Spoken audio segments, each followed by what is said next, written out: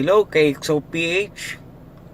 In this video, I want to show you on how to change the theme of CarWebGuru. So ang gagawin lang po natin ay i-swipe up lang natin to.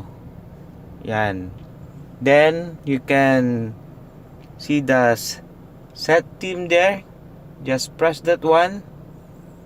Then you can choose the theme that you want.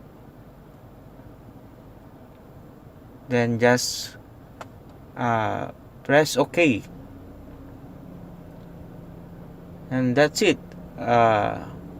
We have a new theme.